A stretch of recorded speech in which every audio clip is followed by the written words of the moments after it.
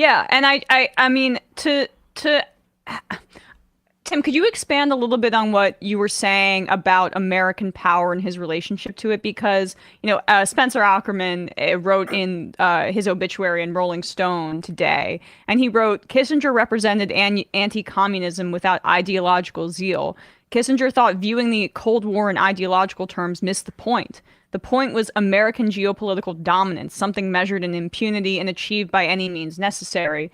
And I just think that that's an interesting way to frame it because, there were, of course, many ideological anti-communists, but his ideology was much more tethered to American might and exceptionalism by blood, and that being uh, the driving force, it seems, behind what his desires were. It just it fit quite nicely with what the zealots in that sense really wanted. Is that your assessment of really where his ideology lied?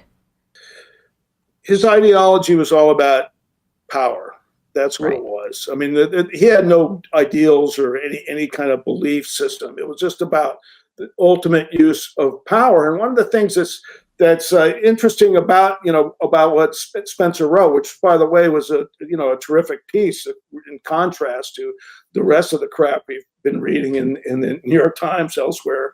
Kissinger would stab American allies in the back too. I mean, like for example, with China. I mean, here they are cozying up with Chairman Mao and all this, and and a lot of us in the anti-war movement were thinking, wow, Mao's going to sell out the Vietnamese, and like not support them anymore because making friends with it was appalling to some of us to see that happen at that time because the war was still going on when he met with Mao, but it was all about American role in the world and its power in the world. And so like in Japan, which was, under this long time held the Liberal Democratic Party, very close ally that had supported the US throughout the Vietnam War. But Japan government and the Japanese businesses badly wanted to get into China for years. And they couldn't because the US had this policy, never recognized China. And so, you would think that in a situation like that, when Nixon shifted gears and went to open relations with China, that they might share that with Japan before it happened. They did, but 5 minutes before, 5 minutes before the announcement, he told the Japanese Prime Minister that he was opening relations with China, and the story is Sato, who was the Japanese Prime Minister, wept because he was so upset by this, betrayal, basically. And of course, after that, Japan opened up. But the same thing with South Korea. I mean, they freaked out at the time. They were doing this Vietnamization program, and let the natives basically fight for themselves if they want to keep this war going. And so without any notice to South Korea, he withdrew an entire division of the U.S. Army from South Korea. And of course, for years they'd been saying, our army protects South Korea from North Korea. He just pulls out the entire 7th Division, in basically a day. And this was really, detrimental. I mean, this really upset the South Korean government. And even though it was under a dictatorship, they began to move toward building their own independent military and nuclear capability, which of course the U.S. blocked. But the thing is, the point is he would stab his own allies in the back, Yeah. to get what he wanted in terms of, establishing America's power in the world. Yeah, and I'm forgetting exactly which one of the, great obituaries that I read, including Spencer's in Rolling Stone, and Greg Grandin's in The Nation, and The Intercept by Nick Turse. They also, those are the three I would say that people should check out.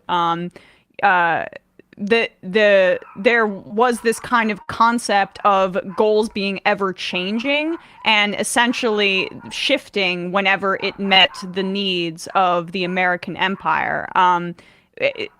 Is that in keep it. Sorry, there's a dog in the hallway. If people can hear that, is that in a good summary, I guess, of the fluidity of what he represented in terms of like, it doesn't matter if these people are our allies in this current moment. If they don't fit our objectives in this particular sense, we'll throw them under the bus because it's time to overthrow this government or install this dictator, etc. That's exactly how he worked. He couldn't give a rat's ass about supposed friends of the United States, anything, to expand anything to expand American power. And I think like Nick Turse's work is just really excellent because he really, he wrote a whole book, about the way that the Vietnam War was conducted, which was basically shoot anything that moves. That's the name of his book. And that's the kind of policy they brought to Vietnam. I mean, that had been happening before. But what was so cynical was to make it look like, oh, I'm Nixon coming in with Kissinger and saying we're going to try to bring peace to Vietnam, and we have this plan, and it's going to end the war, and everything's going to be better, and we're doing this for freedom and democracy, and but they just poured on the firepower. To get their position, to solidify the position. Like I was talking about that Christmas bombing. I mean, the part of the Christmas bombing in 1972 of Hanoi that was so horrendous was that, they'd already basically agreed to everything on that happened with the Vietnam Peace Accords that were signed in early 1973. But Nixon wanted to show the American people that he was tough to the end, and so launched this 2 weeks of carpet bombing of Hanoi to show the Americans that he really he was going to go out with fire. He wasn't going to just give up, and so it's like always trying to manipulate the public into thinking that they were doing something for the good of everybody, for the public good, and then behind the scenes, murderous programs, genocide, supporting genocide. I mean, Indonesia. I mean, why do that? Well, there was big corporate interests in Indonesia that supported the Suharto government, and I think it's important, not to forget the fact that after Kissinger left the government, he created one of the quintessential firms. I wrote the book Spies for Hire about this sort of, foreign policy, national security for profit, right? He was one of the first people to really do that.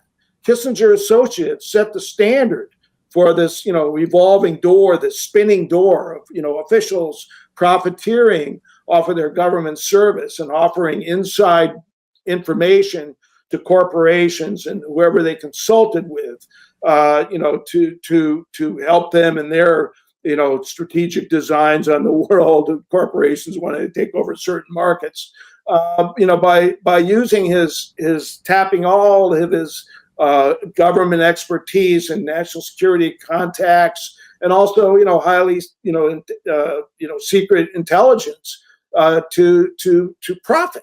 And that was much of what also was driving the overthrowing of Allende in Chile as well, was because it was a democratic socialist government that was threatening to redistribute wealth and also wanted reparations from the United States in that way. And so you can just see.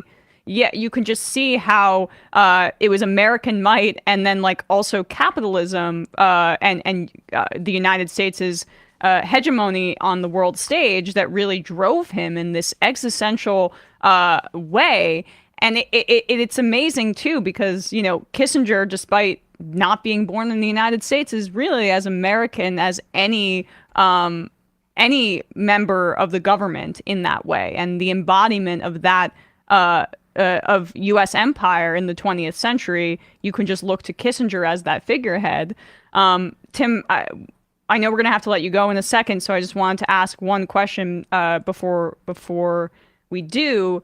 How can people look at the United States' support for Israel's bombardment of Gaza right now within the context of Kissinger and his belief system as a continuation of it, as something that we built off of. What's your assessment of how his legacy still resonates within that current context today? Well, that's a good question because I mean it's a continuity with what Kissinger and Nixon did, but it's also a continuity of what President Truman did. You know, it's like punishing an entire population for a war that their leaders made that they may not have had anything to do with. You know, the terrible firebombing of Japan in the end of World War II was just directed at civilians, but killing as many civilians as possible to crush the people's spirit. They gave up bombing factories and stuff. They just carpet bombed, dozens of Japanese cities. In addition to, of course, dropping atomic bombs on Hiroshima and Nagasaki, and that continued during the Korean War. North Korea was, for 2.5 years, North Korea was bombed by the U.S. Air Force where there was nothing left. That's how the U.S. has won these wars, by massive firepower and by punishing the people, the populations of these countries. It's, collective punishment is the word. And that's exactly what Israel is doing with the people of Gaza. And so it's not just Kissinger, it's a system. It's our system of violence against any people that come up against, struggle against American hegemony and American power. That's the system. And I think that that's important for people to remember because Kissinger represented that system. He may be the most evil symbol of this system, but it's part of the system that we have to struggle against. And I think for those of us who came of age during the Vietnam War, that's what we've always been struggling for. Let's make life better for people by ending these kind of wars, ending this kind of violence, and doing it through diplomacy and negotiation rather than brute force. Absolutely. Tim Shorrock, you can read his book, The Spies for Hire, The Secret Work of Intelligence Outsourcing, and then also over at the Shorrock Files. You can support him on Patreon and get some of his work there. That's timshorrock.com, so it's easy to find. Yeah. Sorry, I was placing the emphasis on the wrong syllable. That's all right. I appreciate my apologies. Thanks so much, Tim, for your time today. Really appreciate it.